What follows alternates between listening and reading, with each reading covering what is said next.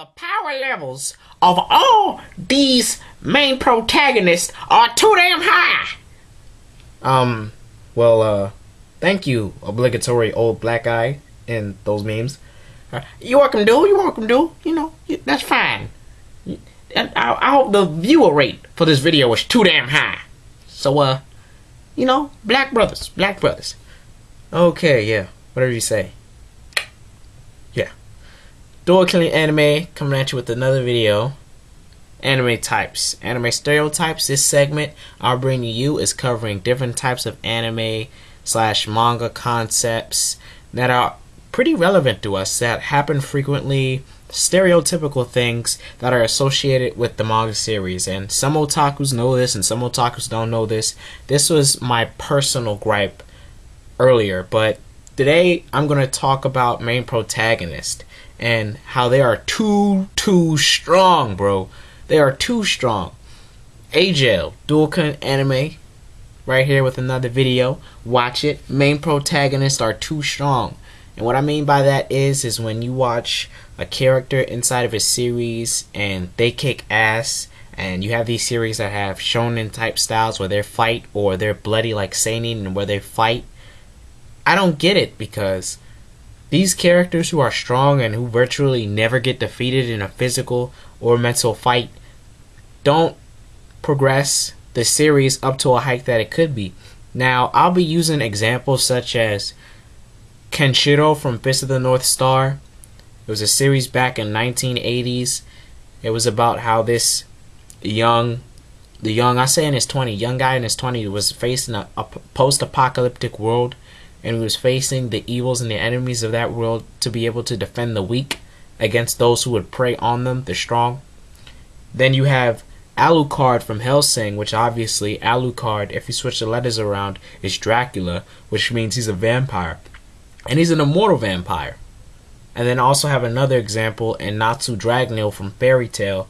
He's a wizard / mage in Fairy Tail, and he's profession in Dragon Slayer fire magic.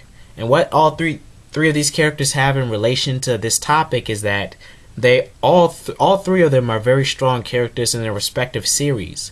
But in my opinion, their strength is a hindrance to how the series could evolve or get to newer heights.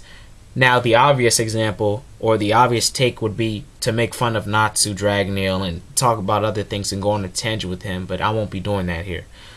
I'll start off with Natsu, though. Natsu, inside of the series of Fairy Tail, goes through plenty of arcs. He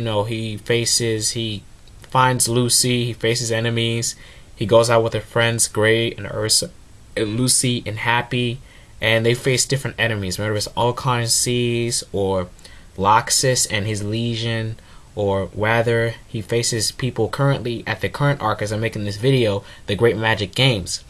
Further on in the series, Natsu doesn't lose very often, or whenever he does face the trouble of losing, or whenever he's about to lose, he gains a Nakama power up, and he basically powers up by him being able to realize that his friends are there for him, and thus that gives him the strength alone to get higher mage power than his enemies, who are leaps and bounds ahead of what Natsu's supposed to be able to do, and in order to defeat them. Obviously, when you think about a story standpoint, I'll start off with the easy point. It gets the logic of the story out of whack, because for this main character who's supposed to be defying the laws that you set place in your series, you're discrediting what your logic is in the series, which means it detracts more people away from watching it. And which is why Fairy Tail is at the quality that it is right now, because the main protagonist, who has all this strength and doesn't really have anything to pose as an opposite or to pose as a threat, rubs the audience, the reader, the watcher the wrong way.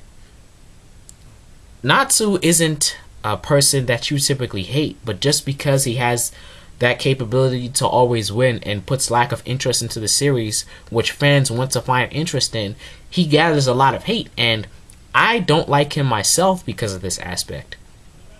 And the quality of the story of Fairy Tail, whether story plotline continuity or lack of interest, goes in part to why the characters in Fairy Tail and why Natsu Dragono specifically wins or loses, which he always wins, which can conclude to why most people feel the way about Fairy Tail. Now, if I go over to a better series like Alucard and Hellsing, well, why would you say Alucard and Hellsing, Duel? This is why I would say Alucard and Hellsing, because when you think about Hellsing, let's say 10 volumes, good series while it lasted. It had vampires, it had a lot of psychological development between Alucard and Anderson and build up a crazy rivalry. And then at the end with the betrayal of Walter and how he comes on and, I'm sorry if I spoiled it for you guys, but how he comes on and how he coalesces the whole scheme against Sir Integra, which she's a girl, but I don't know they call her Sir, yet I digress.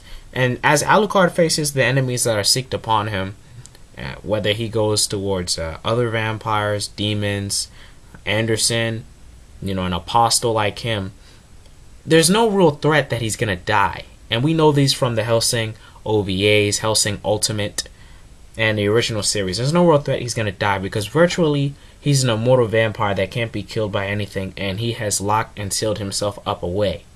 I don't see why we should feel any threat, and I think it's hindered the quality, some of the quality, I'll say, inside of this series, because it denies us the fact to be more hyped for a battle between Anderson and between Alucard because of it.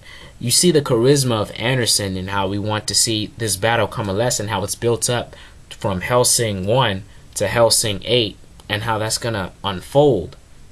But as it actually did unfold and how we got to see the strength of Alucard and how he had his release restraints, his level 1 and of course his second restraint, it didn't really give me a shock of awe moment when Anderson wanted to transcend himself and use some type of it's been a while since I've seen the Hellsing OVAs, but he wanted to put this thing in himself to make himself virtually a god or virtually immortal up to Alucard's level.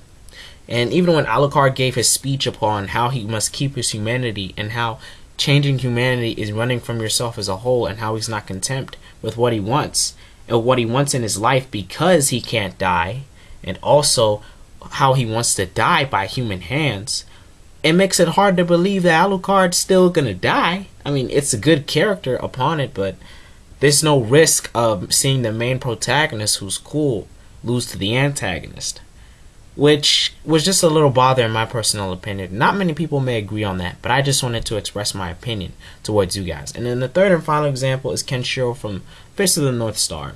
From the beginning of the series on forward, we get the build-up of Kenshiro being a badass. He's the Fist of the North Star, meaning he has trained in this secret martial art, and it's been passed down to one master in every generation. And he gets the hype. At the beginning, it's much logical for him to be kicking everyone's asses and to be imploding their bodies from the inside because of it. Because he's, like I said, the Fist of the North Star. One who knows a secret martial arts technique. He's very skilled in what he does. That's great.